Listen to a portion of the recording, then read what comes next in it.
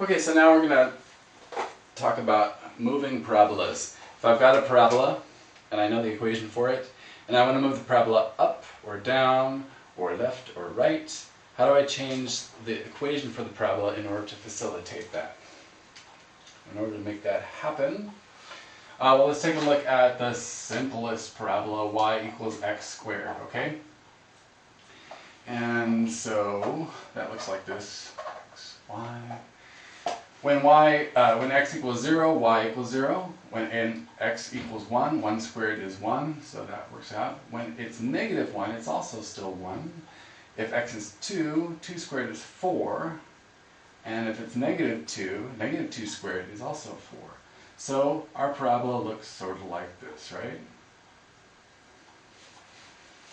Now, a lot of times when this is taught, you're just told, do this, and it'll move it in the right direction, and people memorize that. Up or down is pretty intuitive, so no big problem. If I want to move it up 1 unit, so our task is to move this thing m units in some direction. Okay, assume m is positive. So we're just talking about the distance we're moving it in any given direction. So I want to move it, if I want to move it up m units, I need to increase the value of y, right? I want to take this point 0, 1 and move it to 0, 0 and move it to 0, 1. So I want to say y equals x squared plus m. So I'm moving it this far, m. Which is very intuitive because I'm just increasing the value of y. If I want to make it higher, the direction of positive on the y-axis is up, so that works well. Similarly, if I want to move it down, I say x squared minus m. Alright, that moves it down. When we get to moving it left and right, though, it gets a wee bit more confusing. Because we're told, if it's the shortcut version of teaching, we're told we just have to replace x with x minus m. So if I want to move it, I say x minus m squared to move it to the right. Moving it to the right m. And this is the confusing thing, because if I'm moving to the right, that would seem like I'm moving in a positive direction on the x-axis, right? Why am I subtracting m? That's crazy. And if I want to move to the left, I say y equals x plus m, even though I'm moving in a negative direction, and that seems very counterintuitive. But just to confuse you a little bit more, we're really doing the exact same thing when we're going up or down. What we're doing is we're replacing, okay, get back to our original equation. Let's erase this for a minute. We're saying if you want to move up, then replace y with y minus m to move up. Well, up is a positive direction, equal to x squared. The thing that makes it less confusing is that we have y isolated. X is not isolated, x is in the middle of the function. So because y is isolated, to write it in the standard form, we move this m over, so y equals x squared plus m. And then it makes sense because we know this is the value of y, and we're just increasing the value of y. That would make it go up in the positive direction on the y-axis, right? That seems clear. So what's confusing about the x is that we don't have x isolated. So let's do that. Let's take this equation and let's isolate out x. So flip it around just for fun. X squared equals y. And now let's take the square root. So x equals plus or minus the square root of y. Now, this is no longer a function, because remember, a function is something where you have one input, at least one input, and you have one and only one output. This one, however, if I put in any value for y, down here, if it's a negative y, I'm going to have no solution for x, because the square root of a negative number doesn't have a real value, right? If it's 0, I have one solution, x equals 0, And if y is more than 0, I always have 2. This one and this one, this one and this one, this one and this one, right? So it's not a function, but it is a perfectly good relation. Meaning it relates x to y or y to x. Okay? And now if I take a look at it in this form with x isolated, and I say I want to make x bigger. I want to move it to the right. I'm making x bigger in a positive direction. I add m, then that works. And then if I then switch back to the standard form, I have x minus m. Oh, there's that minus. That's where it comes from. Equals plus or minus the square root of y. And then I square both sides to get x minus m squared equals y. Flip it around so it looks like it's standard form. And sure enough, what I have is we've replaced x with x minus m, right? Just like I said.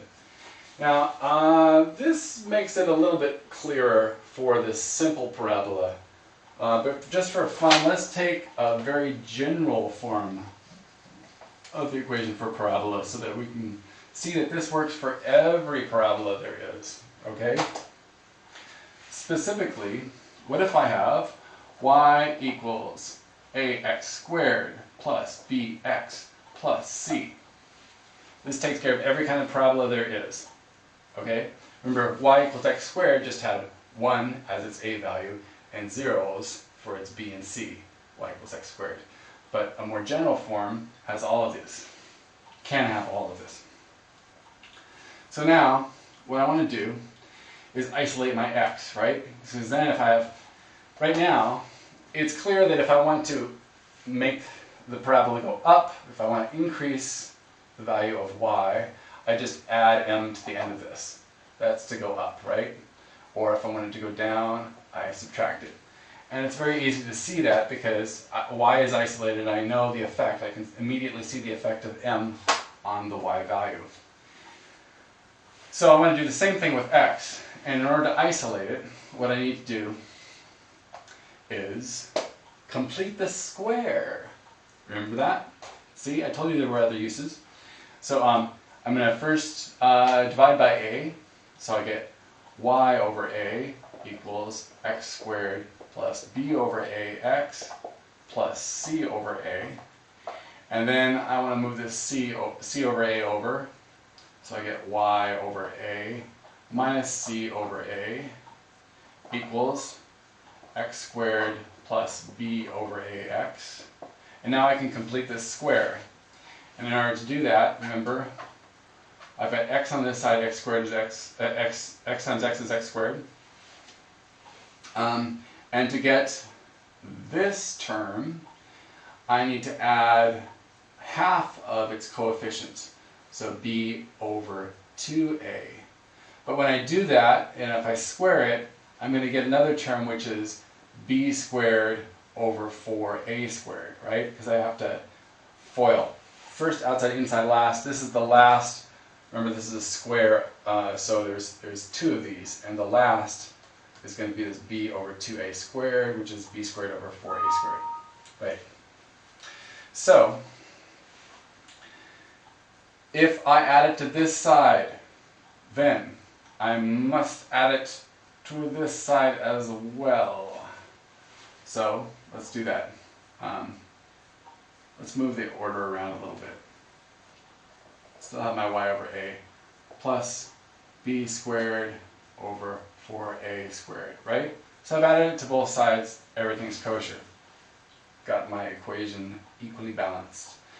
So now, having done that, since I added it to both sides, I can just replace this with my completed square. Having done that, I can now continue to isolate my x by finding the square root of both sides. So on this side I have plus or minus the square root of y over a plus b squared over 4a squared minus c over a. And that's equal to the square root of this, which I can just get rid of the exponent, x plus b over 2a. Yeah? Continuing to isolate x, we're going to subtract this from both sides. So we get negative b over 2a plus or minus the square root of y over a plus b squared over 4a squared minus c over a equal to x. Yay, I've got x isolated. But I got a mess over here, so I'm going to clean it up. First of all, I can add these fractions underneath the square root by making sure they have like determiners. And to do that, these are a and a. This one's 4a squared, so I'm going to multiply the top and bottom of these two by 4a. So negative b over 2a plus or minus the square root of 4ay over 4a squared, yeah, plus b squared over 4a squared, and multiplying by 4a on the top and bottom again, I get minus 4ac over 4a squared, yeah? And all this is still equal to x. Starting to look a little familiar? So now I can add these fractions together. Plus or minus the square root of 4ay plus b squared minus 4ac all over 4a squared. And looky looky right here, 4a squared is just 2a squared. So if I square 2a, I get 4a squared. So it's a square itself, so I can take it out of my square root. Thusly, keep my square root up here. I have 4ay plus b squared minus 4ac. But I'm taking this out to have 2a at the bottom, right? 2a. If I square this, I get 4a squared, and then I can put it inside the square root. But I'm taking it out of the square root. And look, 2a and 2a. So let's get off of our knees and write negative b plus or minus the square root, sounds familiar, of 4ay plus b squared minus 4ac. And now I'm going to put all of this over 2a. All over 2a equals x. Now this looks mighty similar to our quadratic formula, doesn't it? Except something's different. The quadratic formula is negative b plus or minus the square root of b. What's this? 4ay. It's supposed to be squared. We're supposed to go straight to b squared minus 4ac all over 2a. What's the 4ay from? Well, remember that the quadratic formula applies to this quadratic equal to 0. 0 is replacing y, but in our parabola formula, our parabola equation, we still have our y. We have to take care of our y. If y were 0, then this term would be gone and we would indeed have the quadratic formula, but it's still there. So now I have this nice simplified expression. I have my x over here, and so if I want to move this thing to the right, I want to increase the value of x. I'm just going to add 1 to this big thing, right? Or let's do it for m, for generally m. Okay, so negative b plus or minus the square root of 4ay plus b squared minus 4ac over 2a. So then if I'm going to add 1 to, so then we can just add the plus m equals x. And immediately what we're going to start doing now, because we're trying to prove to ourselves how we change the original equation, and we want to isolate y again. We just spent all this time, David, you spent all this time isolating x, and now you're going to isolate y again? Ah! It's good practice in algebra. So I'm going to move the m back over here, and of course, we're going to get this wonderful thing. Actually, I'm just going to, I don't want to write, I'm lazy. So I'm going to take this out, I'm subtracting the m, and subtracting the m from here, and oh, there's that x minus m, there's that negative m. That's where it comes from. And then we're going to multiply both sides by 2a to get negative b plus or minus the square root of 4ay plus b squared minus 4ac equal to 2a x minus m. And we're just going to leave it in that format. You'll see why. We don't have to simplify that. Next thing we're going to need to do is get rid of this, because now we're trying to get the y isolated again, right? So we're going to move the b over here. So I'm going to add b to both sides. I'll have plus or minus the square root of 4ay plus b squared minus 4ac equal to 2ax minus m plus b. Okay? So then we're going to square both sides. This side is easy.